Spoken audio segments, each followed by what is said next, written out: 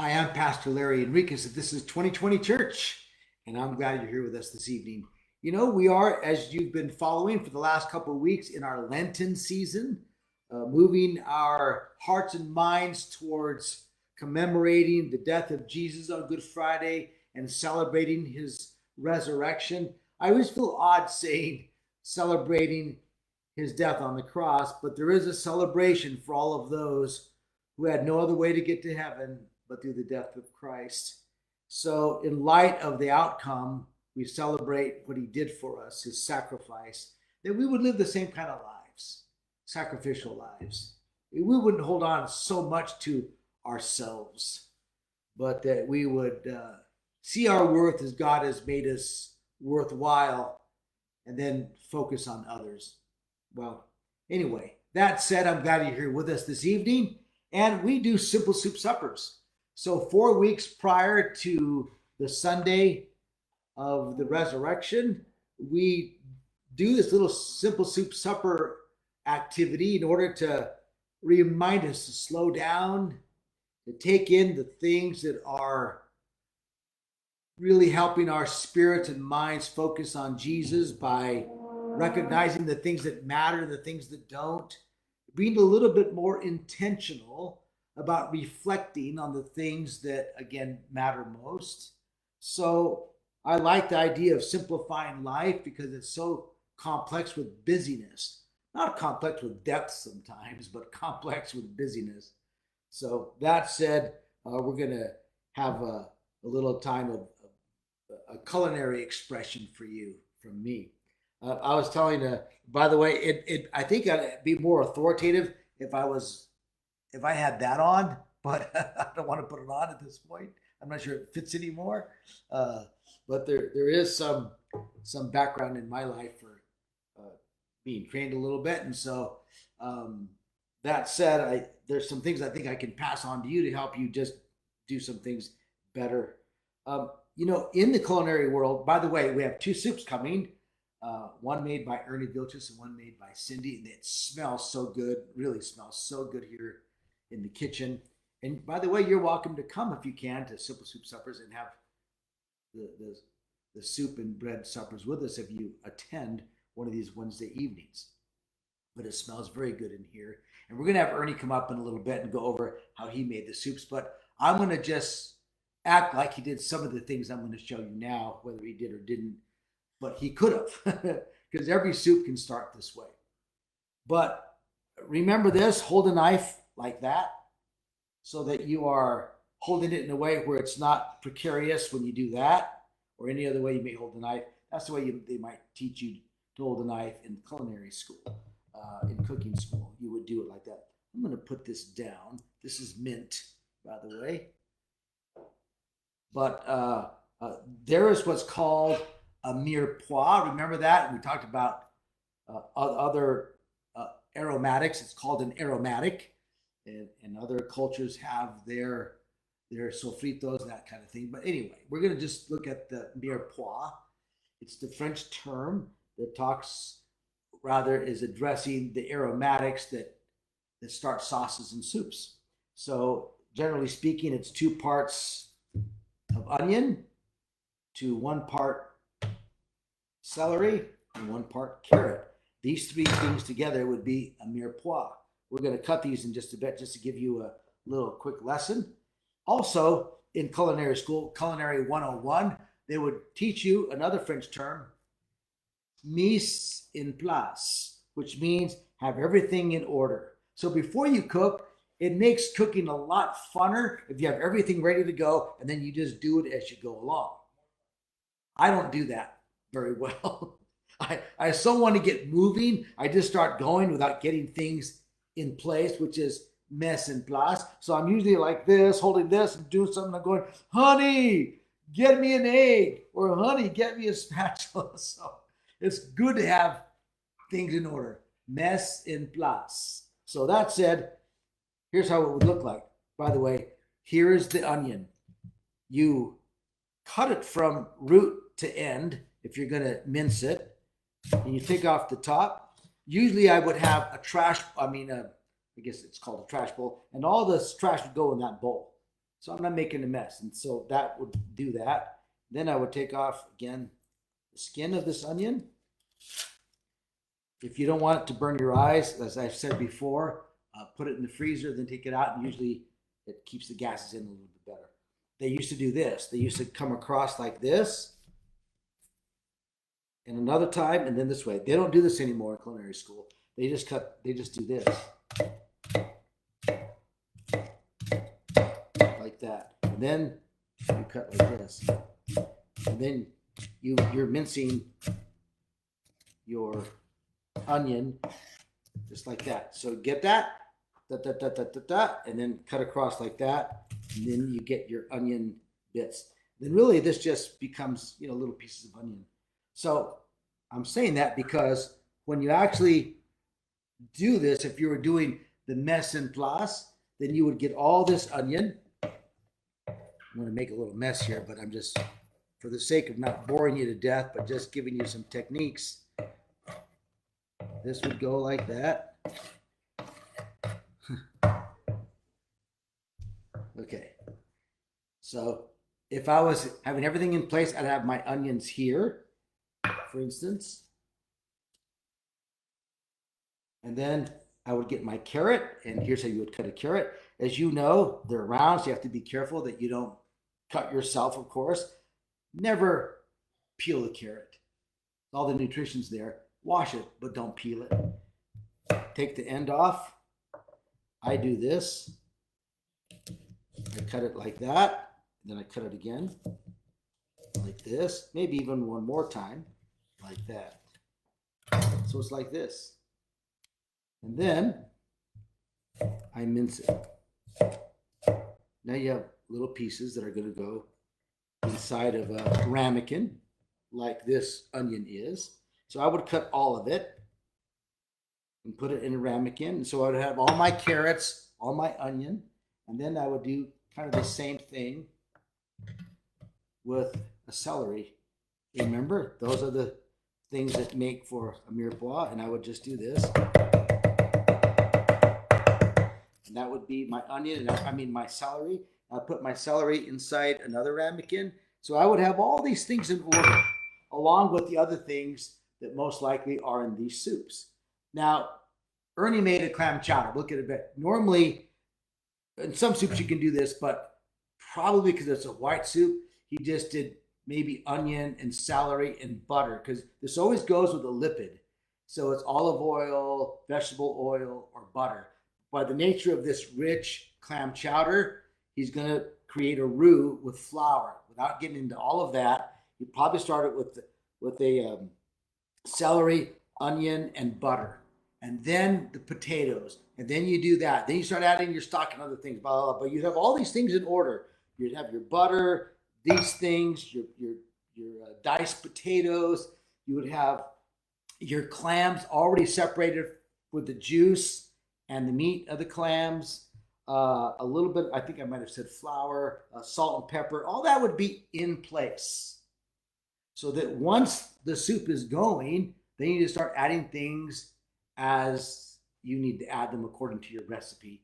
So anyway, that's a little lesson on cutting, mise en place, and those kinds of things. And you can kind of look up those words. By the way, you're going to think, how do I spell mirepoix? It's mirepoix. Mirepoix, mirepoix. Look it up. Then that way people will think you're really cool because you know how to cook or something like that. It's a French word. And then mise en place, everything in place. All right. Ernie, why don't you come on up and let's go over your soups a little bit and see how you made the soups, because this is our first 20 minutes of 2020 during Lent and Simple Soup Suppers. Hey, everybody. With Ernie. And by the way, good teaching last week, Ernie. It was a really nice message. Thank you. I enjoyed that. Yeah. Good. There's a crowd here. Yeah. Yeah, fans follow me everywhere. That's right. It's just part of the life. So Ernie, I just was throwing out how I think you started that soup, but come this way because you're going to be out of the camera if you're over there. So get a little closer to me and tell me how you started that soup. Well, it was two parts. In the big pot, I put the onions and the potatoes and the celery all together. Right. And Then I What was added. what was your lipid? What was your oil? Your All he did was start with the water and the clam juice. And what I'm doing is bringing it to a boil. kind of a boil, getting it hot and ready and softening everything up. Okay. Right. The action really takes place in another pot where we're using butter and flour. And then we're adding, once we get that mixed, the butter's melted, we add the flour, smooth it all out. Then we slowly stir in half and half. When you put the flour and the butter together, that creates kind of a paste. A paste. That's called a roux. A roux. Yes. And once that roux is there, that's going to be the thickener also for the soup. Correct. Because if you think about it, we have, 3/4 cup of butter that's melted down and 3/4 cup of flour. So there's not a lot of volume there, but where the volume comes is 32 ounce, a quart of half and half. And if you get that thick paste in the roux, and then you slowly stir in the half and half, what happens takes about 5 minutes. It becomes, when you first put the half and half in there, it's very liquidy. But as you stir and stir over the heat, it makes a thick paste almost again. And you can let it go as long as you want, make it as thick as you want. There were times when I've been in a hurry and I've not let it sticking up as yeah. And the more you cook it, the thicker it will get. Correct. And the more, by the way, you can do one way of thickening soups or any kind of product would be with flour. And you want to cook the flour out of it so you don't taste flour. But you can also use arrowroot, and you can use oh gosh, what's the other there that I was out? Cornstarch, things like that. But there's thickening agents, and this is one way that you would make clam chowder. Like I said, it smells really good. So we're not going to go over how we did all that, but just to get a sense of it, you have the ingredients right there on the page on the website, but also on Facebook. Oh, it'll be there on the side, I believe. So you can. I would encourage you to do it, and then tell Ernie how it came out, and or charge him for all the ingredients if it didn't come out right. Make him pay for your soup. So that said, Ernie, now we're going to go to the one that Cindy made, and she made chicken noodle soup. Chicken noodle soup, and that again would be like the mirepoix. You would start that, I think. At least if I was going to make it without a recipe, I would start with a mirepoix. That's exactly what it was. Yeah, it was 2 parts. I don't always measure it, but I put onions, carrots, and celery. That's my mirepoix. Sometimes in butter, sometimes in olive oil, and then you begin to add your other ingredients as it goes along. That's the importance of a sous chef.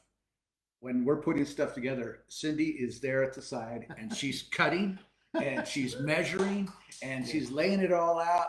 And I say, slap me. And she gives me the ingredient, and I throw it in. I don't even know what it is. That's right. That slap me is a culinary term. Yeah. It's a Spanish Mexican culinary term. Slap me. We use that for various ways when we use that word. But in cooking, it means give me the ingredient. Right. That's right. Now, if we drink too much, we go slap me. Different times we might say. Sometimes we don't feel very well. We go slap him. Yeah, that's right. So we hope that you. By the way, cooking together is fun. It really is, and part of the Simple Soup Suppers is this: slow down in life. And one way of slowing down is cooking, because everything is so quick. We have throw this in, and it's done in 15 minutes. And I understand that some of you are working. You're both working. It's hard. It's not easy. But if you can slow down and just focus on making dinner at least a couple times a week, it helps you, again, recognize the value and the beauty of life. So we'll get to that in the word in just a minute. But we have here, by the way, one of the last things you do with chicken noodle soup is you add your noodles. Right. So they don't get extra soggy. Correct. And in any kind of soup that you would make where there's what we would call a carb heavy application at the end, you want to put that at the end, not at the beginning, so it doesn't get all soggy. Or certain vegetables, like at the very end, you might add peas. If you add them at the beginning, it'd be too soft. So those are the kind of things that you can work on when you cook. Mm-hmm. So we're going to eat this when we're done with the message. So the quicker I get into the message, the quicker we can eat. All right. Okay. Thanks. All right. All righty. What are those words? Mirepoix and the phrase mise en place. All right. Now, I'm going to clean this. By the way, I'm always so grateful to my wife and to my son Luke, who kind of get all this together, and Luke does the filming and getting the camera ready and the sound ready, and Carl does that sometimes as well. So I'm just grateful for those things in the background that make things nice, and for Therese always makes a nice setting here. I'm going to pull out my oh, guess what, too?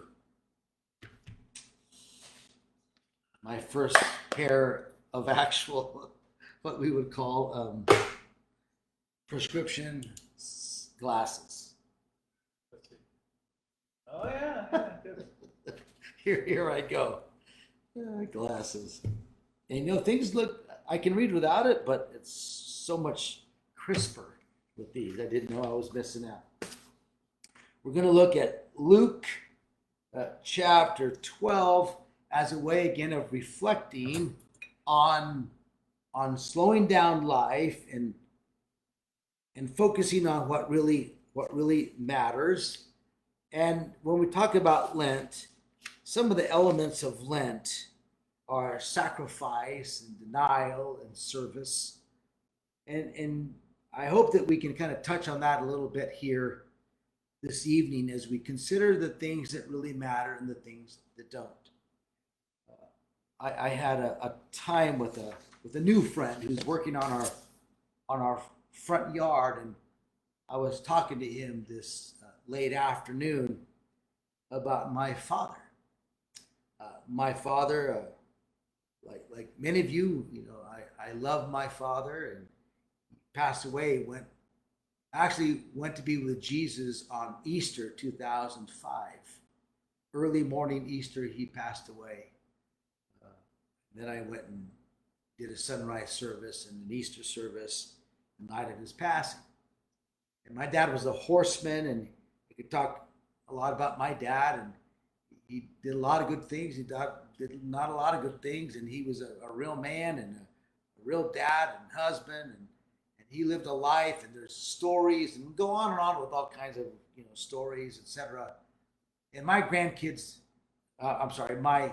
my children knew my father well, and they loved him to the end, and he loved them, and they're going to remember my dad. But even as they get older, some of those memories will fade. I know they will, because some of my memories have faded regarding my own grandfather. Memories fade, and memories become odd and sometimes a little bit bent to whatever it is our lives are projecting. But there'll be another generation. I have grandkids now who, up to this point, they're very little, have not asked about their great-grandfather. They may never, and maybe they will, and maybe I'm sure that my grandkids will at some point talk about their grandfather, but they won't remember him. They never knew him. And they'll talk little about him. And should God tarry in the return of his son to take us home, then their children probably won't remember my father at all, and they'll barely, if at all, remember me. And I'm quite okay with that. What I want my children to remember, what I want my grandchildren to remember, and children after them, is Jesus, the gospel, the goodness of God and his grace and his salvation power as we receive his death for us on the cross and his resurrection. And he clothes us with his righteousness, and we go to heaven. Remember that. Me, I'm going to pass. And I was telling my friend this evening, I've done many funerals in my long years of being a minister, and nobody took anything of value with them, at least not that I can recall. But who knows what happened to the things that remained? Very little. Some things very much squandered. That said, focus on the things that matter. Focus not on the possessions of this life, but on the things that matter in heaven. So we're going to talk a little bit about that. And it needs to start this way. What defines you as a person? What defines me as a man? Like I may go, I am a pastor, and go about, I've done many things that I've really had a good time doing in my life. Wasn't good at all of them, but I've done them all. And one of those is cooking and etc. But is that really who I am? That's really what I do. And I know those are hard lines, but who am I? Who are you? What things have you done? I know in your head you're thinking, I've done this, I've done that. And because the older we are, the more we've done. Is that who you are? What motivates what you do? What's behind the scenes? What is your heart's desire? You may be doing something, but your heart isn't in it. So that isn't really who you are. It's what you do. So who are you has a lot to do with this. What's your identity? What's your purpose in life? What are your inner giftings? What is your purpose in this life that God has set in your heart and mind? Maybe you haven't figured that out yet, but that's more about who you are. In fact, somebody once said, men of little substance, and women for that matter, they really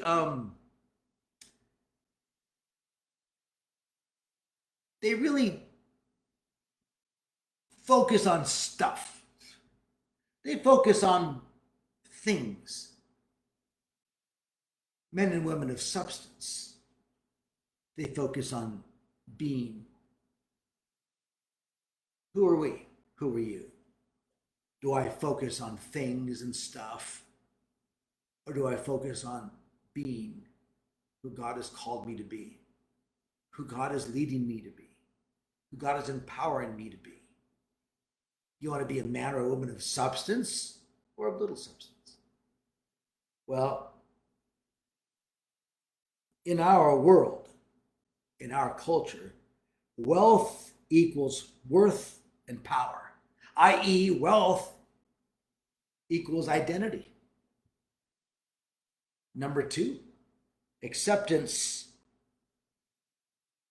What we are is largely the value that people believe we are, especially in our social environment.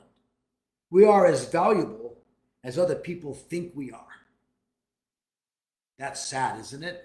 That your sense of value and being is up to somebody else, and your need to placate them, your need to somehow create some image that they're going to approve of.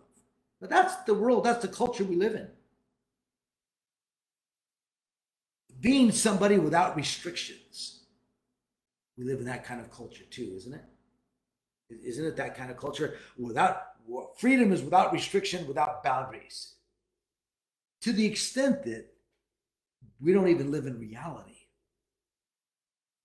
Now, I'm called, and we're called as Christians, to love all people, all men and all women. There's all sorts of sins. All sins are ugly.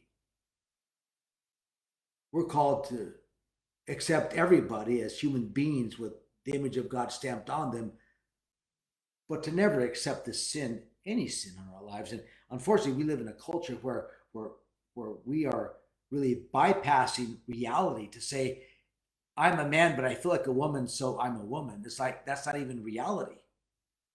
That's something else. But we're forced to believe that. So we live in an age, in a culture where we don't even live in reality anymore. A liberal, far left mind matters. A conservative religious mind is restrictive, out of date, irrelevant, and bigoted. Defining your own truth as reality is this particular culture. In this culture, being assertive and being direct is the American way. Doesn't matter who you step on or who you hurt. Attaining the American dream and every right that I have to attain it, to get it. And we go, well, what is the American dream? Well, it's some degree of wealth or goods that say, I have a dwelling, I have a car, and I have a chicken in every pot. that somehow that's the American dream and I'm going to fight for it. That isn't what the Bible says about what makes a man or a woman a woman. I want to look at Luke chapter 12, 13 through 21, and kind of look at some things here to kind of give us a sense of what's important, what isn't during this Lenten season. That it helps us kind of sit back and go, I want to hear the words of Jesus. That's so comforting. So let me read some words of Jesus to you. By the way, the Lord, as he's teaching, the word says that there's thousands following Jesus at this time in his ministry. And as he's being followed by thousands, someone's going to call out to him, and he's going to give him a little teaching, a little parable to tell him what's really important and not the judgment that this man wants him to make. So here's what it says. Someone in the crowd said to him, Jesus, "Teacher, tell my brother to divide the inheritance with me." But he said to him, "Man, who made me a judge or arbitrator over you?"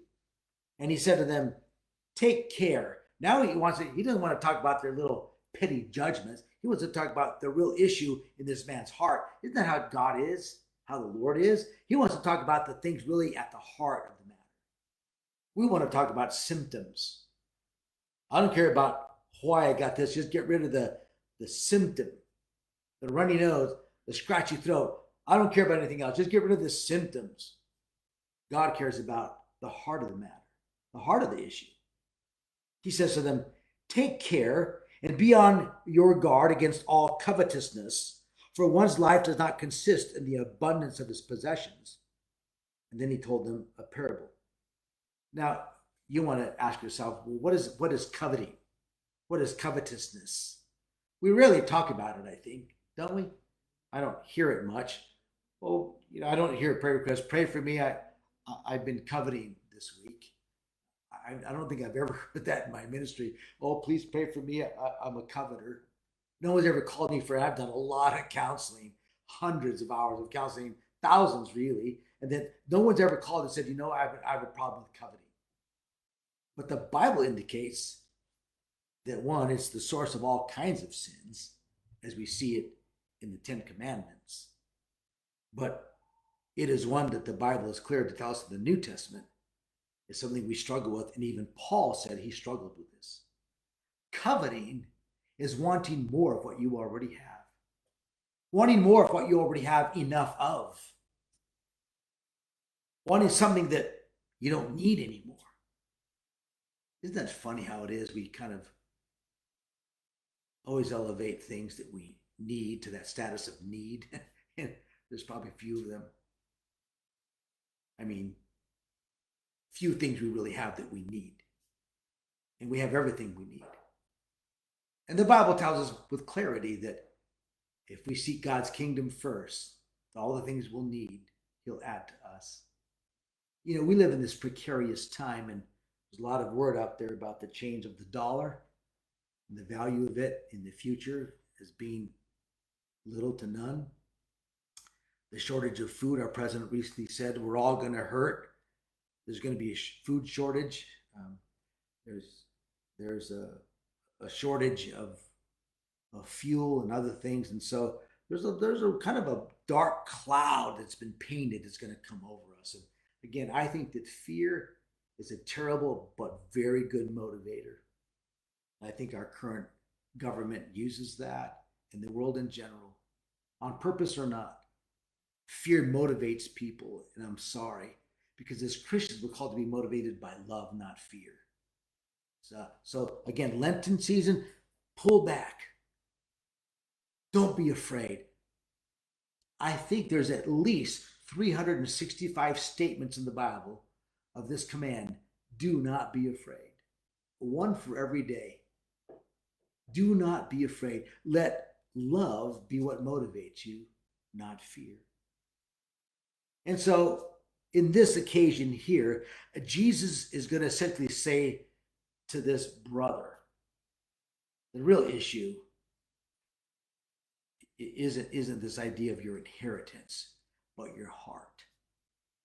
Where your heart is. By the way, where your heart is It's where your treasure is. We'll get to that in a minute. He told them a parable saying, the land of a rich man produced plentifully. And he thought to himself, what shall I do? For I have nowhere to store my crops. And he said, I will do this. I will tear down my barns and build larger ones, and there I will store all my grain and my goods. And I will say to my soul, I like that, talking to yourself. I'll say to my soul, soul, you have ample goods laid up for many years. Relax, eat, drink, and be merry.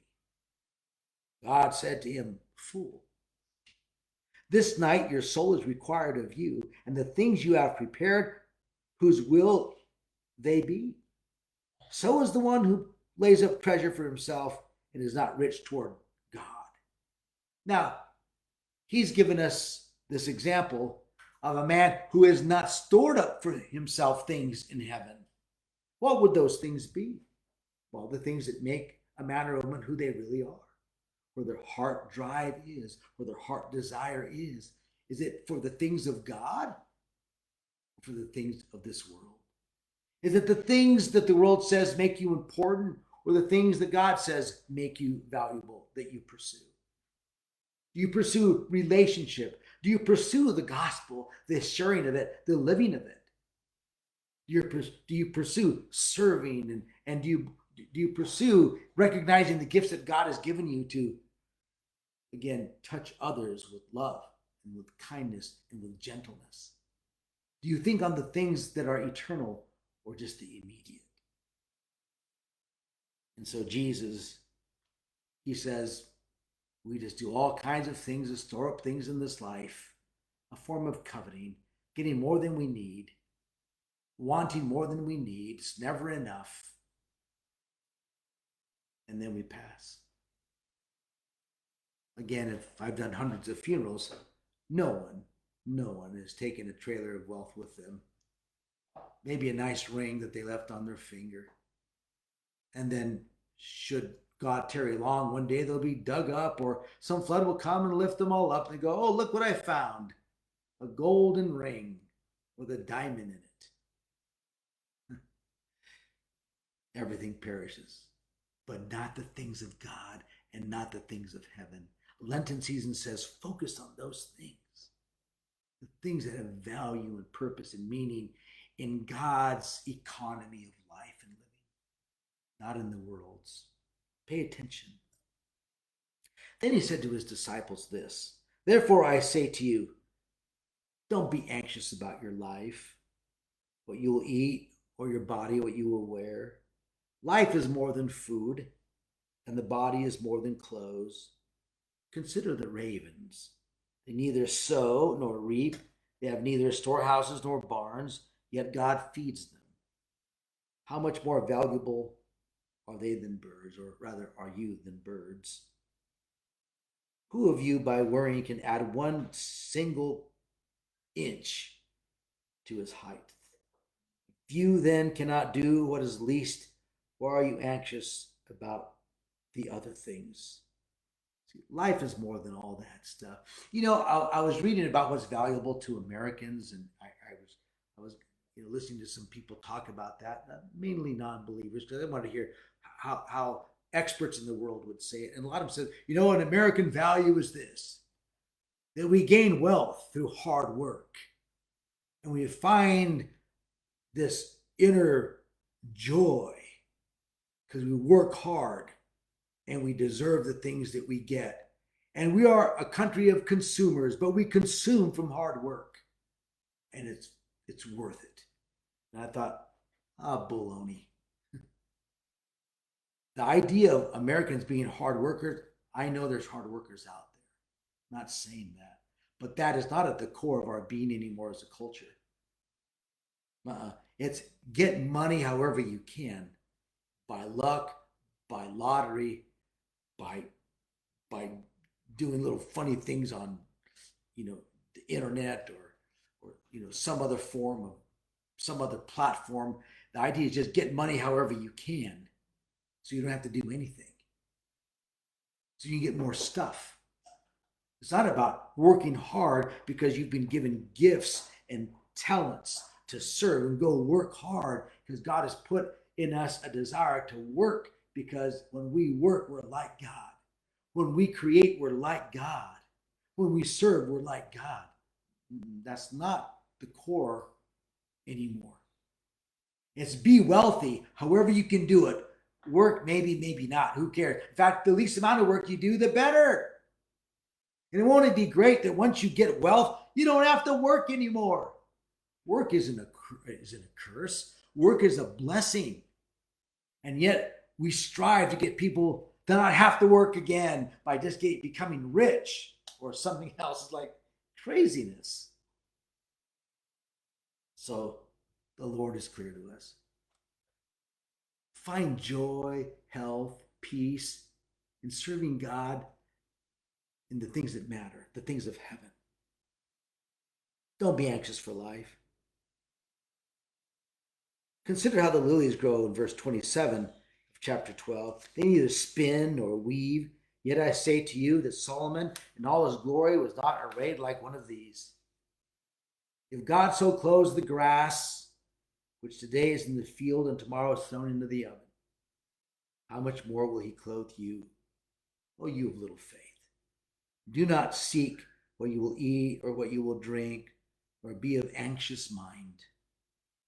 Another way of saying this: don't worry, don't be fearful, be trusting of God. By the way, I almost spoke on the difference between hope and faith tonight, but that could be another time. But it's about trusting God and acting that out in the way that you live. Live a life of trust. Then it goes on to say this: but seek the kingdom of God, and all these things shall be given to you. What's that? The things that we need. Focus on the things of heaven, and he'll give you the things of this earth that you need. Do not be afraid, little flock, for it is your Father's good pleasure to give you the kingdom. You don't have to be a king here, seeking to have your own little kingdom. God is going to give you the kingdom when all is said and done. Seek him. Sell your possessions and give to those in need.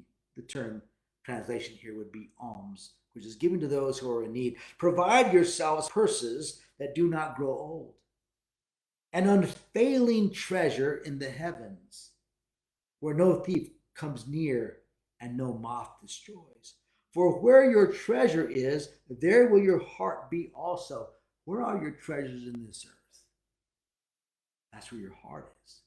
May it be the treasures that God has said, let's build it there. Let's build it up there.